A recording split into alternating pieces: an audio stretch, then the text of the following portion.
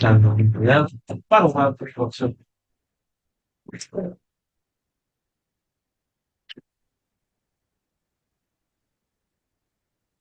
good morning, everybody. So the problem was out of town, leaving town. Thanks. And he asked me to give the share on his behalf. And I thought the title was "How do I ensure my children enjoy learning?" I know the answer. That's it. Show them that you enjoy learning first. Show that you enjoy learning. Okay, but how do you do that? So, I mean, I'm gonna, we're gonna learn a interesting topic, and maybe derech agav, in between, we'll throw in some things that I try to do to try to ensure that my students enjoy learning. I teach. I live in Houston, Texas, and I teach there in the school. I teach 7th and 8th grade. It's one class, 7th and 8th grade. The Rishon community in Texas is fairly new.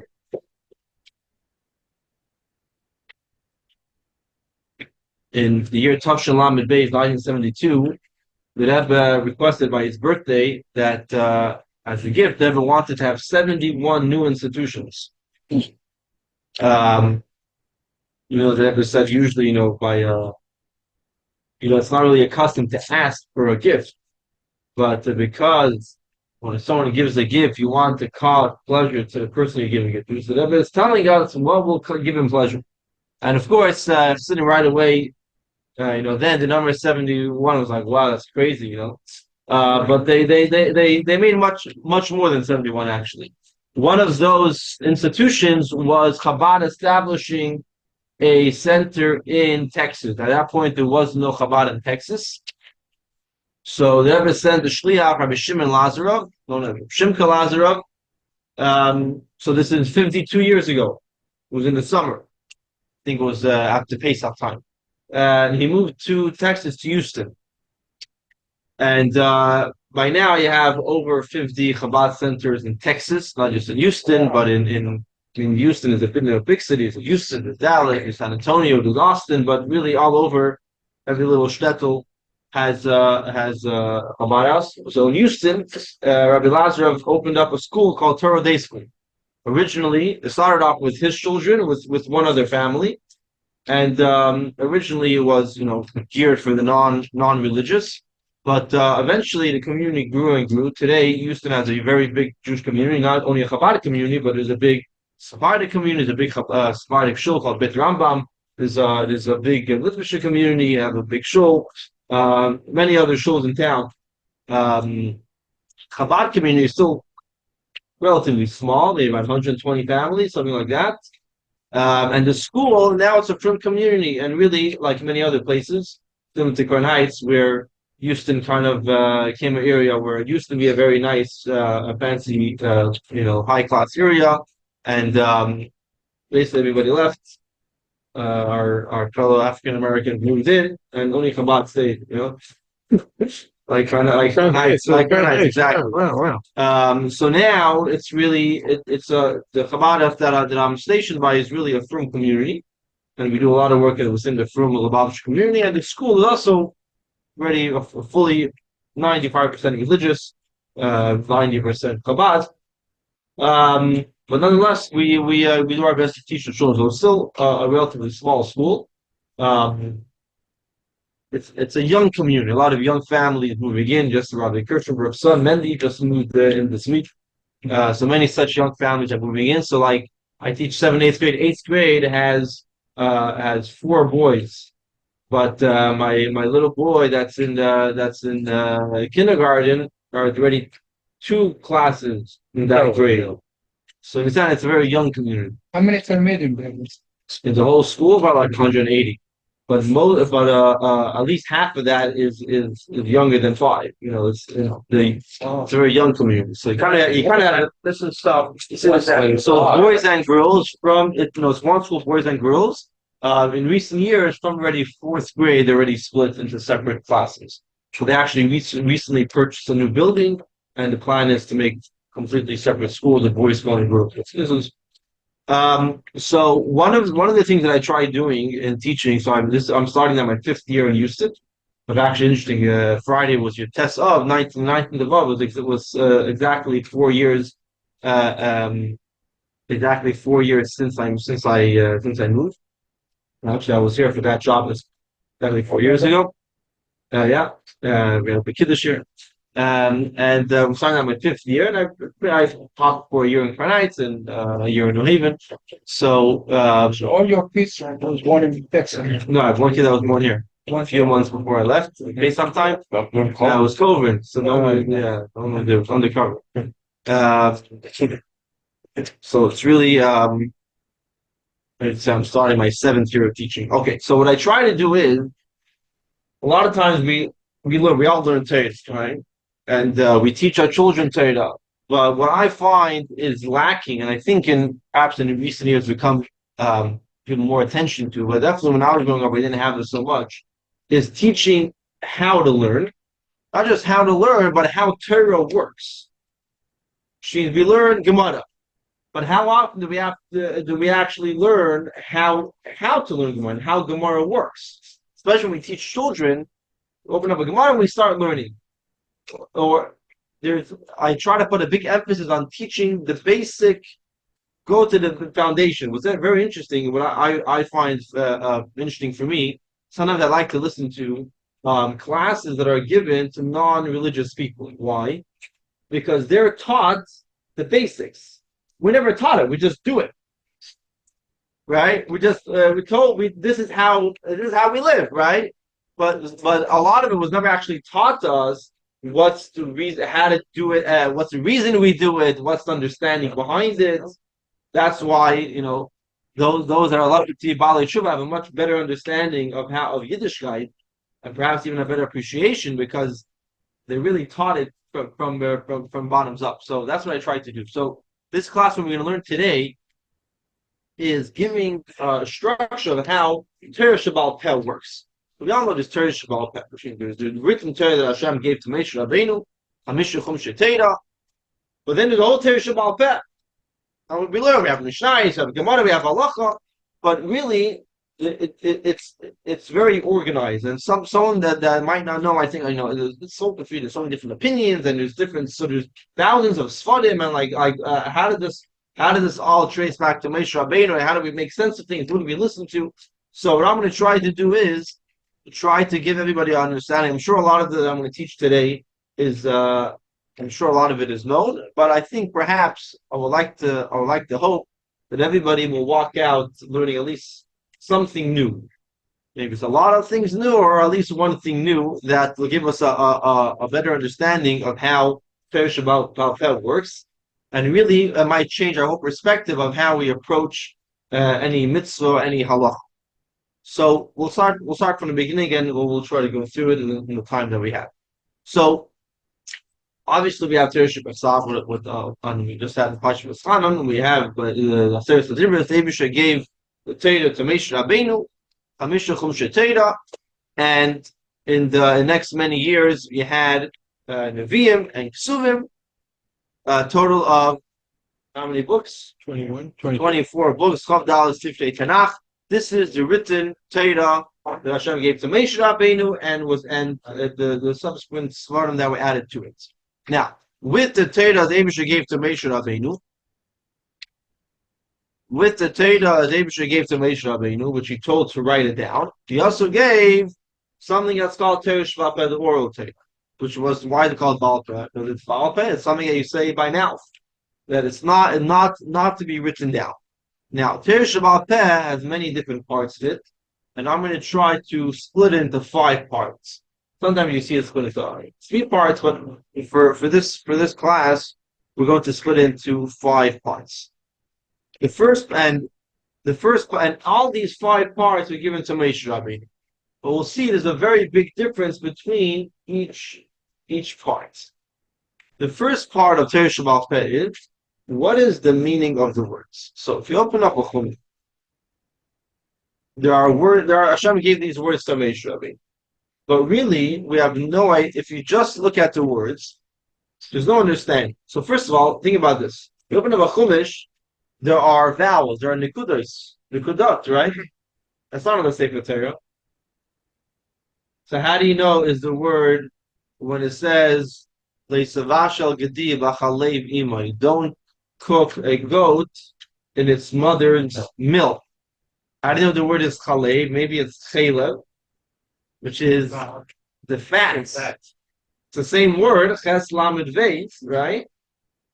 But so that is Teresh Al Peh. Hashem, when Hashem told Moshe these words, he also told Moshe Rabbeinu how to pronounce it. The commas, the period, what's the way to read it? That is Teresh Al Peh. And then, even once you know how to read it, you have to have understanding of what the mitzvahs are. So really, there's probably not a single mitzvah in Torah that you could just read the words and you'll understand what it means. I'll give a few examples. When the pasuk says on sugyas, you should take take a nice fruit. Which fruit is it referring to? Esrog. How do you know? I think a watermelon is a nice fruit. So this is Teresh Al Peh. Now, interesting thing, in this section of Teresh Al Peh, there's no arguments. You know why? You'll never find anybody in Shah and Gemara that will say that he thinks that the Pri Eitz is really a cantaloupe. No one says that. Why? Hashem told us very clearly to Moshe Rabbeinu. There's nothing to argue about. There's nothing in this first part of Teresh Al Peh to explain the words of Torah. No one argues. You'll never find the argument that someone says that the Pri Eitz means you should take cherries. The classical example is always tefillin, right? You should tie it as a sign on your hand. But what does that mean? There's no explanation what that means. Tie it as a sign. What does it mean? So you should write it on your hand, put a piece of paper and tie it with a string. This is Teresh Al Peh. You should write it on the doorpost. The simple shot is you go take it with a pen and write it on the doorpost. How do you know it means to take two parshias on parchment and put it and roll it up and put it on the doorpost? No one says that mezuzah means to write it on the doorpost. This is Teresh Al Peh that Hashem told clearly to Moshe Rabbeinu. This Hashem said, write down these words. And Hashem said, I'm going to tell you what it means. It means they should take a mezuzah, a scroll, write the parashas of Shema, and put it on the doorpost. So I looked at that, they didn't the whole. Right. Because they knew exactly. They put up the distance they looked at. Exactly. And they put the tefillin on binyan. Another example, the pasuk says, when it refers to a husband and wife getting married, it says, Yikach ish isha. A man takes a woman. That's how they get married. Who said it means that it has to be kiddushin? That he has to give her something and say, I have to be kudeshes? You look at this thing, a man takes a woman, so maybe that's it. When the boy picks up the girl, puts her in the car, that's it. They're married. Easy. Here's a good one. The court Rishon yourself. Yeah. What's that Bia was coming? The Pasuk says Bia, says Kiyika. It takes her. There's a double thing in the choice in the. Okay, but so it's fine. So it gets forward. Okay, so you're already saying an explanation. Fine, that's all correct. And you do that's correct. But the point it's conflated. The point is that the words in the Torah don't tell you anything. You need. Sometimes they do. What's an example when you don't need any explanation to the words? Think every mitzvah. You've got another example. It says that on the 8th day you should give your son a bris. What's a bris? Does it say anywhere what a bris is? It means to cut off the tip of the nose. It's learned because it said what? You're learning. No, but let's say there. It says Orlas. It says Vayomol. Okay, what's Orlas Fasade? Maybe it's here, the skin of the ear. It's learned out that it says Zochar, right? So what distinguishes Zochar from the cave? So these are all. Instead, you should slaughter an animal so you make it kosher. Yeah. What is slaughtering? Yeah. So this is all the first part of Torah Sheba'al Peh, and this part Hashem told to Moshe very clearly. No one argues. You'll never find an argument in Shas that someone says that giving a bris means to cut off the tip of the nose, or no one argues. And this part of Torah Sheba'al Peh, which is the explanation of the words, which is A, what the words mean, what is the explanation of the words, and number two, the pronunciation and the vowels. This is all the first part of Torah Sheba'al Peh. Hashem told it to Moshe, and therefore you can't argue about it. And you won't find any argument in Gemara in this section of Torah Sheba'al Peh.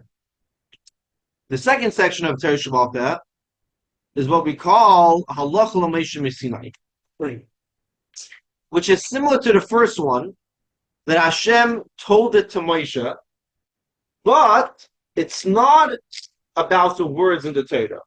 Which means the first part of Torah Sheba'al Peh is that Hashem tells you. What does it mean to tie it on your hand? It means tefillin. Then in the second thing, there are certain laws that Hashem told Moshe about the mitzvahs. For an example, tefillin should be black. It doesn't say it in the words. It's not about the words. It's a halacha about the mitzvah.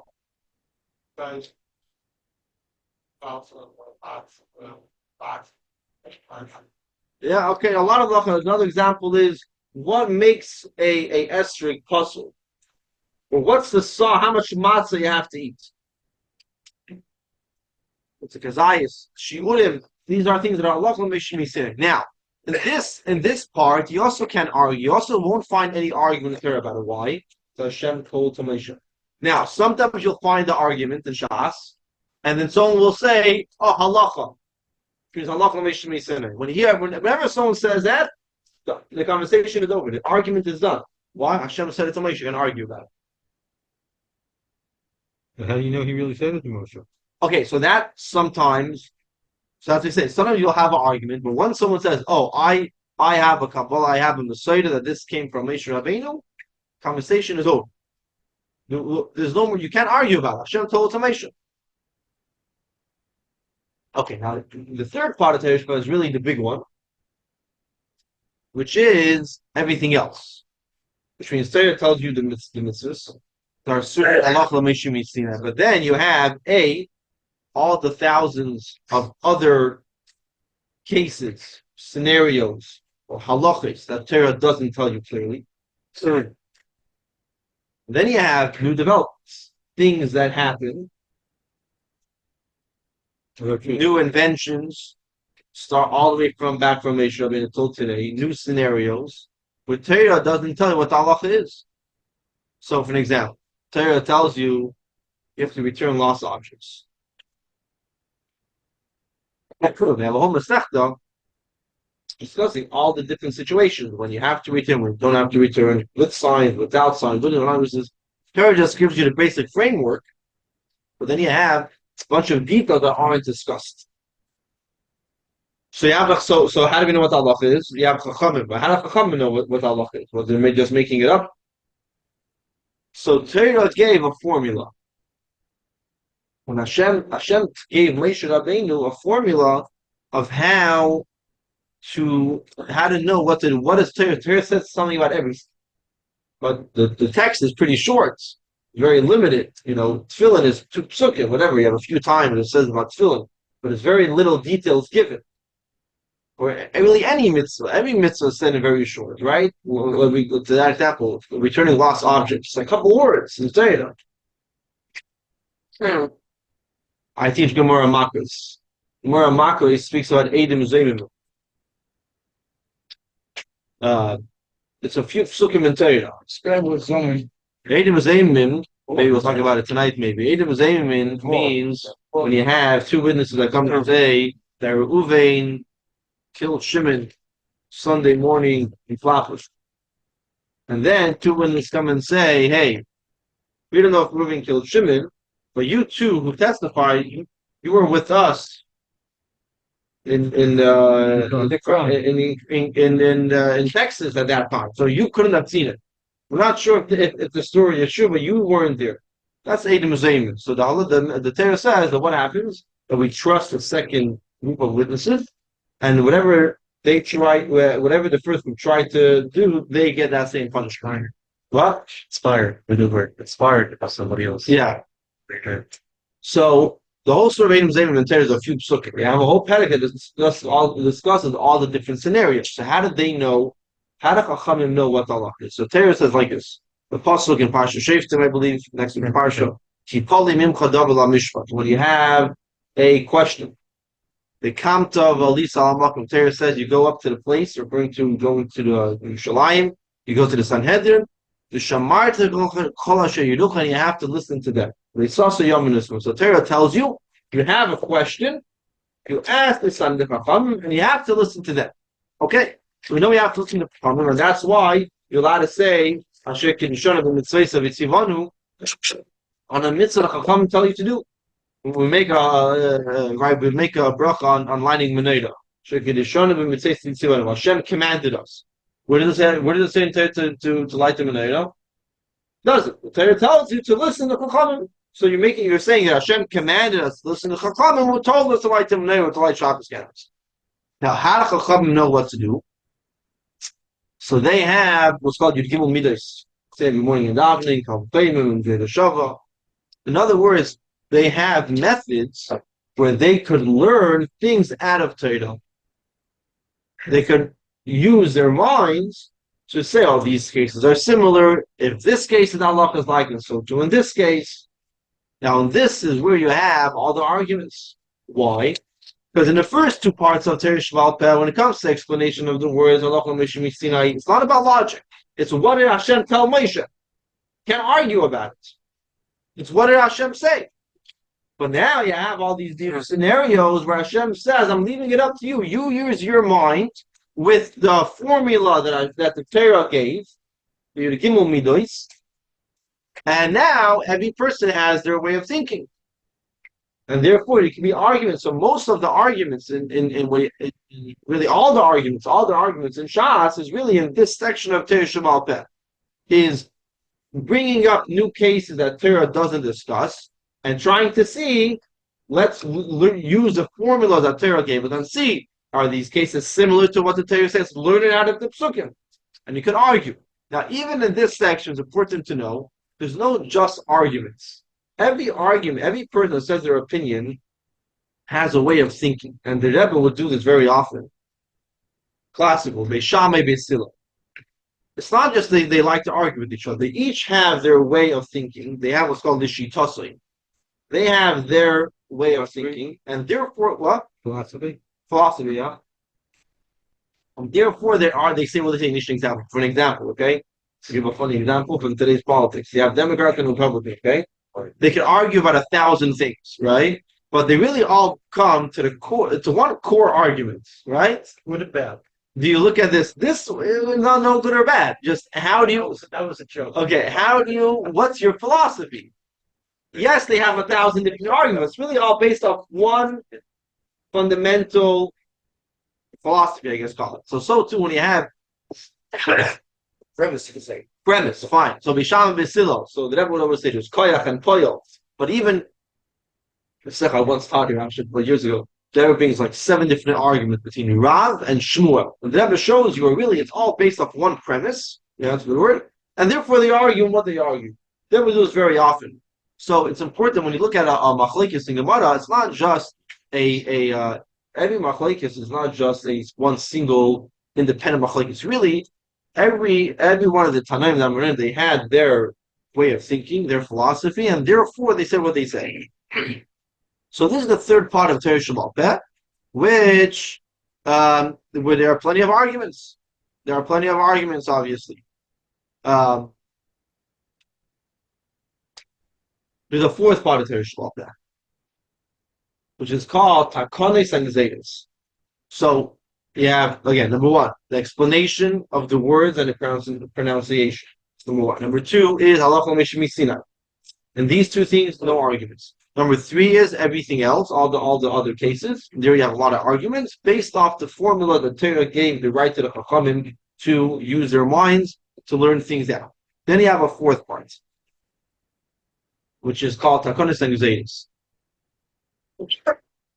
Decrees and I guess call it new, let me say a takana, a new, what?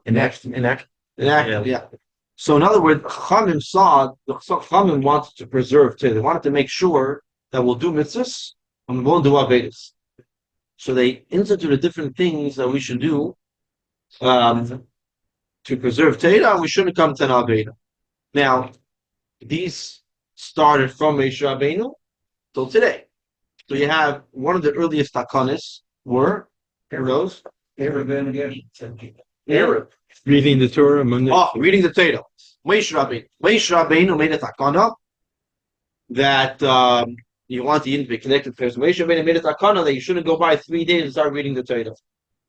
You have Eidavin. Then you also have you have Zeders. The Zeders are decrees things that you shouldn't do, not to do an Aveda. But for example, one of the most earlier Zeders is Yichud.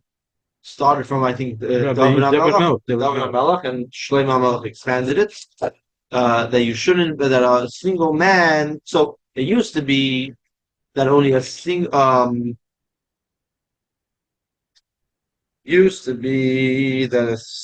man shouldn't be in seclusion with a single woman. Shlomo HaMelech expanded it that even a married man, maybe it was opposites.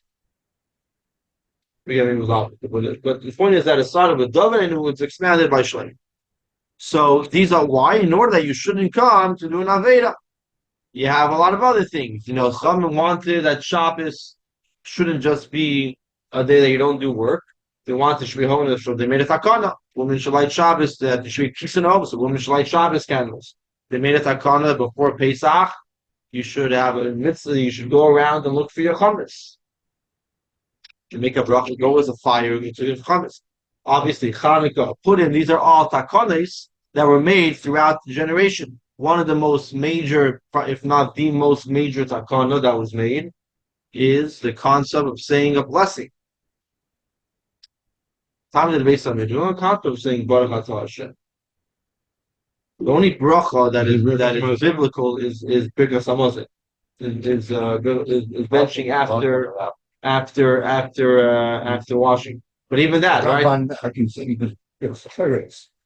Okay, fine. But generally, the idea of making a blessing is the whole concept of davening is a takana. So you have takanas that were made through, from Moshe Rabbeinu all the way to later generations. Then you have Gzeidos, things that you shouldn't do, right? So, like we said, there's Yichud, there is not to have chicken and milk, not to eat bread or what? Not to buy bread from Goyim or eat bread. Yeah, exactly. Pastoral, right? They don't want wine to intermarry and going to make these rules.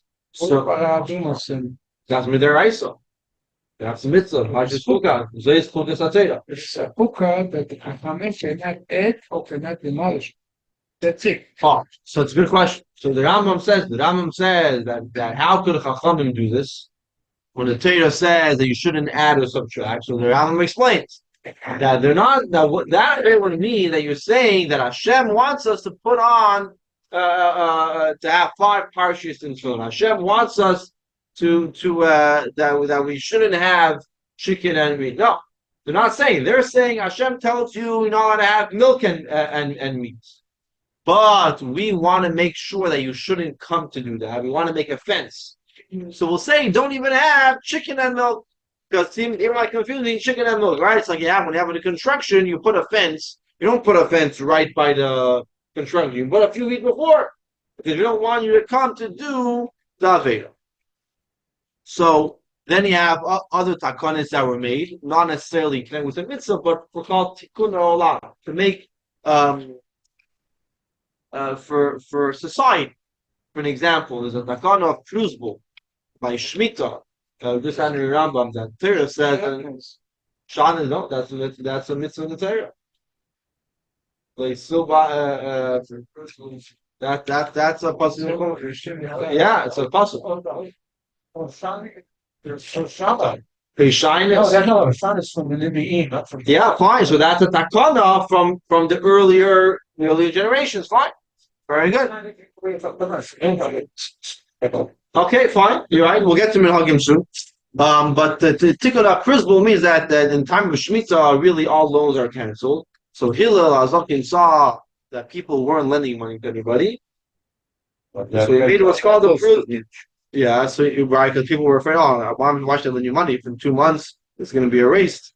So he made what's called a Prizbul. But doesn't that erase the mitzvah? Because, Fine, but he saw that people weren't lending money. So for to help society, he made this roundabout. Another tikkun olam is being very relevant today, a sensitive issue. In Paydin Yesim Midimeyan, that is when someone is taken captive, can't for ransom, you can't redeem him more than a certain amount. But that's just going to cause him to take more and more. Okay, it's a complicated issue. I'm not going to get into it. The point is, you have to. These are takanis that span from Moshe Rabbeinu until today. You have sometimes different communities make takanis. But I understand the video where we have to do everything. What do you mean they give you limit? So it's a broader discussion, obviously the sensitive one, but can't be more than the value on the slave market. the Torah doesn't want says the Maram, the Luxembourg was taken captive and didn't allow the people to ransom to redeem him. Why? Because he said if crazy amount of money, and then they're gonna arrest someone again. They're gonna take someone again. This is one big tzaddik. Okay, No much. okay, so fine. This is it's a separate discussion. Like I said, it's obviously a sensitive issue, but the Nukud is like it. So you have here 4 parts of Torah Shabbat. You have the explanation of the words. You have the halakha explanation by Sinai. You have everything else that was learned out, and that you can argue about. Now, Takonis and Zay discuss to be arguments. Someone would say, I think that chicken and milk you have to put a fence because it might bring you to have meat involved. Some might say no. So then, okay. So in these 2 parts, there could be arguments. Now, all these parts of Torah Shabbat, everything was oral. There was nothing written down. It was just passed on from student to student. Why was it like that? What's the benefit? Why did Hashem want it to be that way? That everything should be by heart. Because people study better. Then you have to study. You have to constantly study. You're put some responsibility. It makes teachers always have to teach students. Always have to teach your children. It keeps Torah alive. When everything else we said. When then came Rabbi Yehuda Anasi at the end, towards the end of the second base of Mikdash, and he saw that he's not going into Golos. What? Base Mikdash was destroyed in 68, 69, 70. But Rebbe wrote Shnayes, 220. Okay. I don't have my numbers right here, but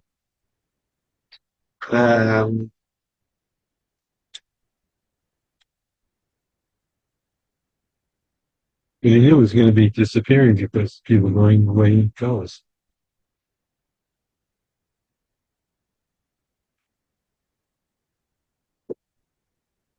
he wrote to the Shines in the year 3947. What year was basically destroyed? 70 another common era. Okay. Doesn't matter. The point is that he saw that you're not going to go, so you're not going to be able to preserve Torah. So he decided to take all these 4 parts of Torah Shabbat and write it down. And he did it in a very organized way. The reason why it's called Mishnah, by the way, what does the word Mishnah mean? So Mishnah has 2 meanings. It comes from the word Vishinantam. Vishinantam will allow you to teach. And like Lecha Mishnah, to repeat. So a Mishnah means a teaching or a repeating. That's the idea of learning Torah Shabbat. And he organized in the Shijus to the Mishnah. Okay, so that there are 6 of Sidonim. In all generations before he didn't. Yeah. So why is it so urgent? Why is it so urgent that it should be all there? On one hand, if they were going to be studying it. We see there was a thing that even the Baruch should have out there, a sort of open in October. Yeah. Why? So, and all this should have. Right. Okay, not now. Because when we have a book, right? What do? We just put it on our bookshelf. I mean, okay, it's written down. No, No. it takes off the responsibility from us when it's sitting on the open and learn it. If you know that you have to remember it, if you want your child to know Torah, you gotta just repeat it. You gotta keep on learning it.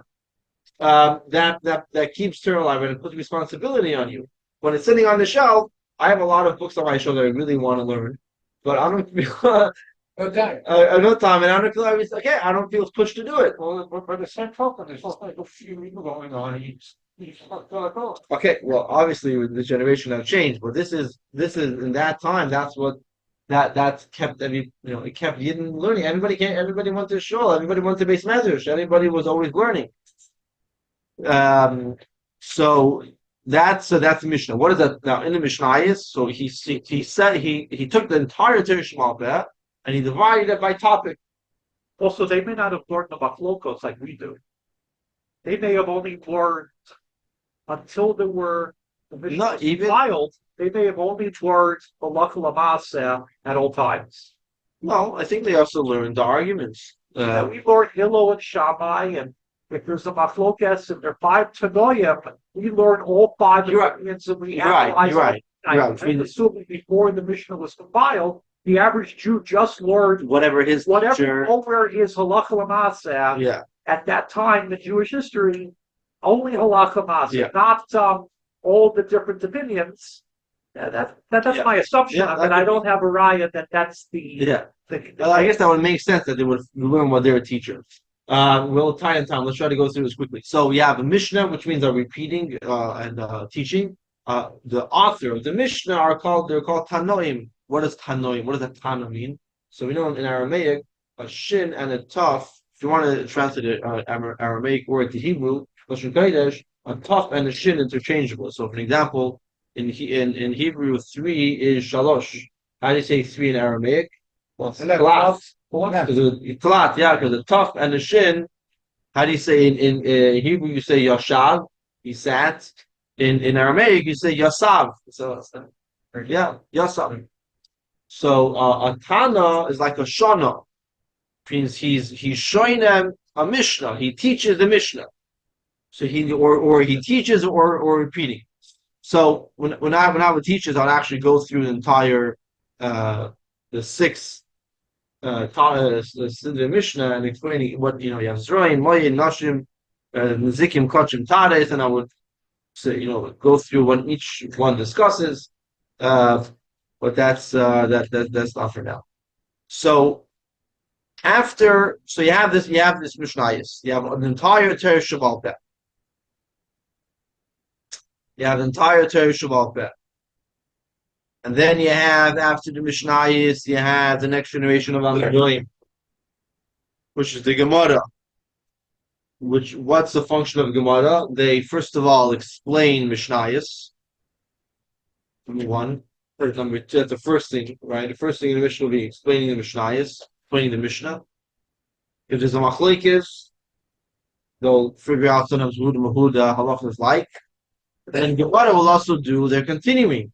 What are all the new cases? The Mishnah was written very short. A lot of new situations that came up, or new cases that were never discussed. So the Gemara will do the same thing as the Tanaim do. They would take the formula that Torah gave and try to apply it to all the new cases. Now, so you have these 4 parts of Torah Shabbat now. Now, what happens if there's an argument? So there was no communities with different customs. You went to the Sanhedrin. Okay. You went to the Sanhedrin. You asked them what Allah is like. There's no Sfardim, Ashkenazim. Everyone did the same thing. It was Achdus. Yeah, everyone did the same thing. There was ever an argument. There are rules. Who's Allah like? Mishama B'Silal, generally we follow B'Silal, Rav and Shmuel. So it says Allah is like Rav when it comes to Sunim, I believe, and Shmuel when it comes to money matters. There's no arguments, no opinions. You had, what is it? But then what happened when Yidden went into Golos and the Sanhedrin saw that what's going to happen, that the government is going to take over the Sanhedrin, then the Sanhedrin is going to become political, and then we won't be able to really do Rabbah, so they dismantle the Sanhedrin. No more Sanhedrin. So now what do? So now when you have communities, every person follows their Rav. That's what happened. And after the Sanhedrin, there's ever machlokes, you know what to do. So you go to your rabbi.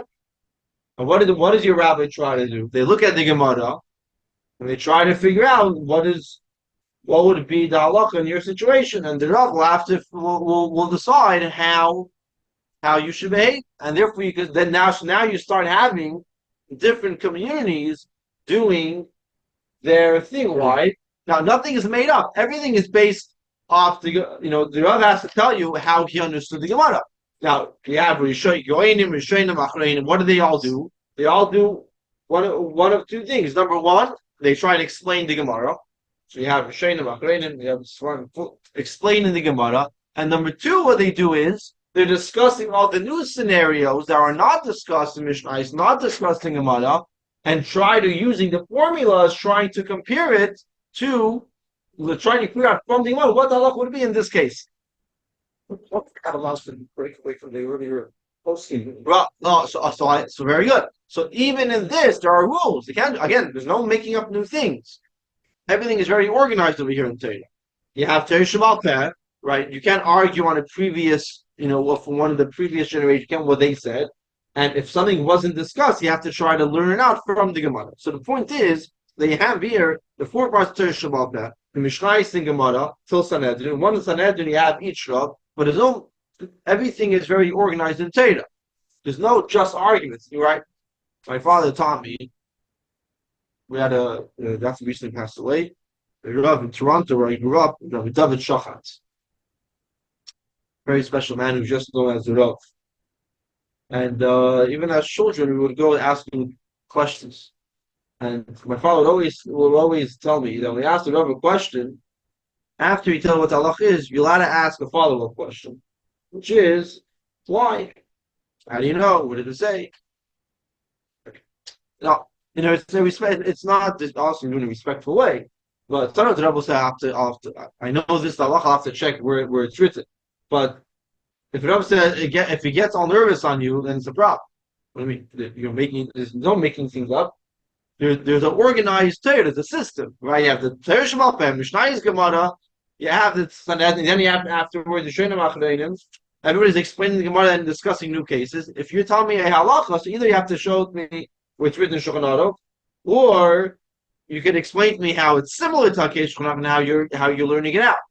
So then you have Rishonim Achreinim, then you have those that can follow the Shulchan Aruch. And until today, this is the same thing. Rav today will discuss the previous things that were taught from Mishnah to Rishonim Achreinim, and then if there are new cases that come up, they'll try to figure out how does it connect to what it's written in Gemara. So, for an example, right, you have today all these new right? Electricity. Electricity was only invented. When was electricity? Here's a good one. Who invented electricity? Very good. Hashem invented it. Who discovered it? What? Not Thomas Edison.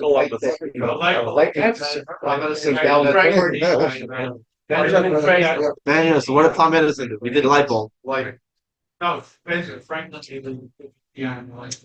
So the point is that you have all these new inventions, they're not discussed anywhere in Gemara. So how do you know what halacha is? These things are mainly when it comes to shopping. You said nothing is new. Exactly, but the Torah doesn't tell you. Now everything is in Torah. So what does the Rav have to do? You have to extrapolate. Exactly. So they're using the formulas that Torah gave us to try to extrapolate from Torah, from what is already written, what the halacha would be. So when it comes to electricity, usually issue with Shabbos, Shabbos elevators and light bulbs and cars. A couple of years ago, I'm sure many remember, they came out with a Shabbos light switch. Right? And there was a big discussion amongst the Rabbanim if it's allowed or not. What? No. It still is fine. I think for the most part it was shown that it's not good. But how can you argue about it? Because it's not clear in Gemara, it's not clear in Allah. But you're learning out, we're taking the formulas and trying to extrapolate what Allah would be. Then you have, the whole world of medicine. Why is it so important to speak to Allah before you do medical procedures? A lot of these things, even though Torah doesn't discuss all these new inventions, But a lot of these things are you have to speak to a Rav, and it's also important for a Rav to be educated in these areas to know how to extrapolate from Torah what Allah would be in these situations. There's a famously the Rebbe the early years, many shuls used microphones, Shabbos, and many didn't even know that it's a problem. And there's a beautiful letter the Rebbe writes to someone. The Rebbe says, you have people that know how microphones work, but they don't know the laws of Shabbos. You have people that know the laws of Shabbos, but they don't know how microphones work. The Rebbe says, I know both. The Rebbe was an engineer, and the Rebbe is telling you, saying that it's not allowed to be done on Shabbos. What? With cars, yeah. Yeah. So clear that usually if I have something like I think it's pretty clear. it's so well in general that not use them. Okay, the point is that you have all the end, then you have all the when it comes to the laws of kashrus, right? So Torah gives you the laws of kashrus. Then you have all the new inventions today and factories and machinery. But all these things have to learn from Torah. So again, it's all in order. How could you have two rabbis argue? Because this is the third part of Torah Shabbat Peh, which Torah doesn't discuss. It's not in the word. It's not in Lachom Shemi Sinai. It was the formula Torah gave the formula up to the Chachamim, and they have a job to try to using that formula and using their own minds to try to extrapolate from Torah. So that's where you can have different arguments because they're each using their understanding. But there's no just they can't just give up. They have to every sock that they give. They really behind it has to be an explanation. Why do they say Allah is this? Now, there's also important to know that every Yudov has a Siyata Dishmaya, which means exactly, and that's why when you ask, which means even though you can ask the Rav for an explanation, but then you have to know what the Rav said. The Rav might say, I don't know, I don't remember exactly, blah blah blah. Check it up, but you as the person listening, you have a job. This is what the Rav said. That's what Hashem. That's a few. They want to have your Shemai. Exactly. That's what your Shemai. A Bindman, and he's just a genius. Exactly. Knows old Torah, but he doesn't believe it. Then that's why I heard just someone say things. Yesterday I was listening to someone. He says the worst thing a Rav could tell you is whatever there is to know about it, I know. That's what he said. They have a Google. Yeah. Right, obviously, the Shemayim, the story, I think, with some Tzedek, where they came to ask him a question. I think it might be someone else. They came to ask him a question, and he gave a psak. And they showed him how he was wrong. So he said, it must have been that it wasn't an actual case. We just asked him. And he said, yeah, you're right.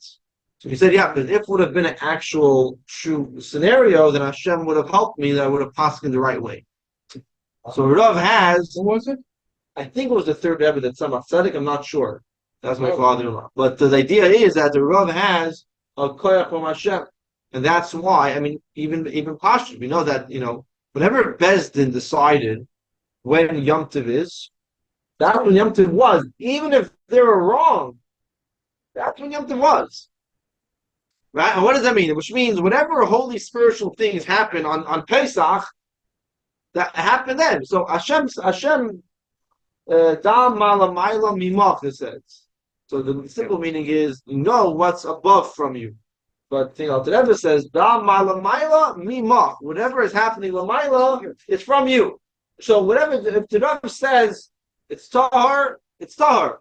That's it. Even if he was wrong, no, if that's what the Rebbe Paskin and he did Shemaim, that's okay. I have a problem with this. Yeah. We know that Hillel and Bet Shammai are always harder. Yeah. And 99% is Bet Hillel and right. Yeah. But they said that Mashiach I mean, can like Bisham. be the opposite. Yeah. Everything can be Bet Shammai. Yeah. How it's possible? What's the problem? We'll start All our life. We'll start lighting them in the. So it's not that what we did till now was wrong. It's not a different thing to do. It's not that till now was wrong. Till now was right. Now there's something new. What you're saying is they're both right? They're both wrong. At this point, we say Beis Hillel. We have to follow Beis Hillel. Rishon is also right. Yeah, well, exactly. Because again, It's a member, it says to Muslim Shia to follow the Shem. yeah, did they just say, Yeah, that's what I said. but what happens Hanukkah? If you really believe in Mashiach, when you find out prepare the Menachem, you have to start with 8 instead of with 1. Find out. So you're doing it. What? You're gonna find out this kind of thing. Yeah, okay. The last, we're trying to finish up here. The last part of Teresh Bava, which you didn't really mention, is Minhagim. So we said you have, again, summarize it. You have halacha, you have the explanation of the words, the meaning of the words of the certain Torah, with the pronunciation and the commas and period punctuation. Then you have halacha Mishim Sinai, specific laws about the mitzvahs, and both of these parts, no arguments. Then you have the third part of Teresh Bava, all the other cases that are not discussed, and new cases. And the Torah says, listen to Chachamim. Chachamim have a formula how to extrapolate it from Torah. Then you have Takanis and Zayis, which are edicts, things that you should do in order that to preserve Torah, and things that you shouldn't do not to come to do an Aveda. Then you have what's called Minhagim. You have customs. You have customs that go from the time of Moshe Rabbeinu until today. Some more important, you have a custom. One of the more famous ones is Hakafis, shyness. Right, sukkahs. It's a custom. A yarmulke, yeah, probably a custom. Yeah. One of the also more famous ones is that by a wedding, where in order my brother's getting married this week. Yeah, that's really why I came. So he's giving his kala a ring. Halachically, here, you give her this. This is worth money. It became the minhag to give a ring. So this is one of the really old minhagim. The fact that we have round matzah. Is a minhagim. You said minhag hofech b'din. Yeah, fine. Taisa says, it's from Taisa, it says that minhag yisol teidahi. Fine, it's very holy. We have to understand, there's also a minhag latkes and hamantashin. But, you can't say that the minhag of Hakafis has the same as the hamantashes. Although we know the Rebbe would eat hamantashen to be the time the minhag Yisrael. The nusach of the siddur is really all minhag. What did you like? Probably chocolate. So you have minhagim. So these are 5 parts of Torah Shabbat. So what's the message I want to leave everybody off? First of all, to understand that Torah is organized. Before I learned this, I was whatever, you can feel like it's except in the beginning of the class today. You go to yeshiva, you learn so much of Torah Shabbat, but we don't necessarily learn how the system works. When you come to Rav to ask him a question, there's a system that he's following. There's no Torah is actually organized. At first glance, it looks very disorganized. How can you have so many different opinions and 1,000 different books? Everybody has their own thing. But really, everything is very organized. Everything has its place. So it's important to realize that, number one. Number two, it's important to realize that in Torah, there are different levels. If you go through the day, right, you start off with Meidah, putting your hands together. That's the meaning. You wash Negavaser, that's a takana of the Chachamim. You stand up, you say brachas, takana of the Chachamim. You put on a talis, the mitzvah netera. You put on tefillin, it's mitzvah minatera. With some halachim Mishim Sinai over there. You start davening. You're saying you're davening. Hoidu Baruch Shamar. These are all. The idea of davening is takana. The specific nusach is a minhag. You come to Shema. The mitzvah say. So and so it's also important to obviously anything we do, whether it's a mitzvah say midaraisa or it's a minhag. At the end of the day, this is Torah, and when you do it, you're connecting to Hashem. Us sometimes to realize, when you want to always improve ourselves and do better, and sometimes you have to see, what's more important than others, right? If you're busy, if you're going to miss save his mind Kirishma, so mitzvah same deraisa. It's more important if you're doing a nice minhag. There's a famous story of the Frierdiker Rebbe. On Pesach, we're careful not to make the matzah wet, right? So somebody Frierdiker Rebbe say there that he dipped the matzah into the borscht, right? And he made it wet. So everybody started screaming at him. The Frierdiker Rebbe said, "You're worried about the matzah getting red, but you're not worried about the person getting red." Which means being careful from gebrachs is a nice minhag. Embarrassing someone is deraisa. So obviously we try to keep the hotel, but it's also important to realize that every minute, everything we do as Yidden, there are different something that more important than others. Obviously, we try to do everything, but sometimes when we're faced with a choice, we have to make it. We have to see. Is this a minig or is this a midaraisa? You have something important. Well, even though I try to do everything, but so that's my message to everybody. And thank you for listening. Hope everybody learned something new. Yes, a lot of. And What's it up to your brother? thank you. And we'll see you all this evening. What time is the show tonight? 8:30. 8:30. What should we learn? We'll learn something. We'll learn something. Everybody that was here now, try to be at 30. Maybe we'll do something more Very Marcus. interesting. Yeah. Thank you. People don't want Marcus. He's marrying a Kala. Who watch? How many watch? Lubin, and the last name is Lubin. Right. Sorry. They live in. Where is Kabbalah into this system?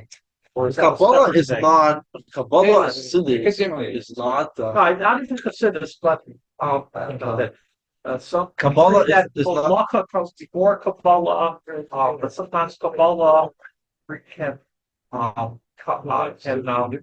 So I think. substitute for Halacha. I'm not so. I think so. Generally, this is the halachic part of Torah. Kabbalah generally doesn't talk a lot.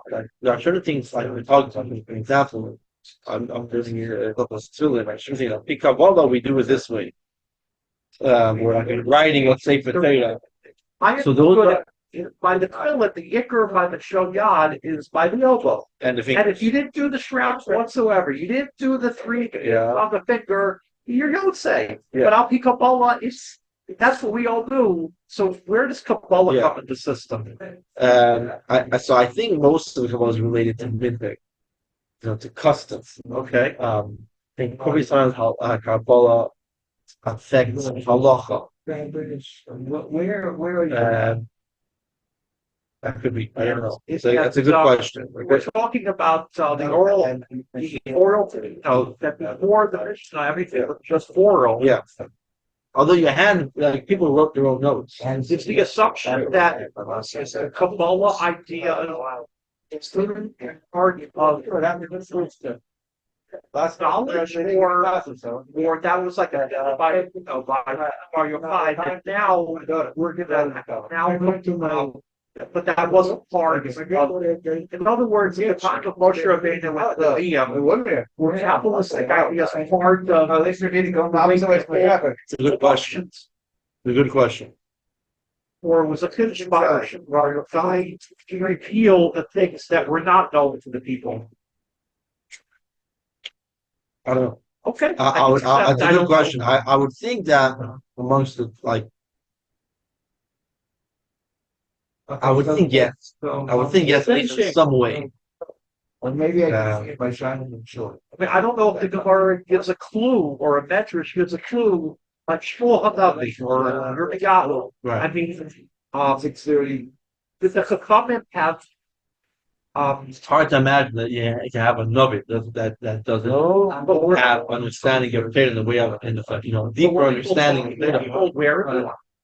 I believe. So, like when they No, put it's hidden. Kollel, what? Okay, I who was? Okay. Well, so only. One of the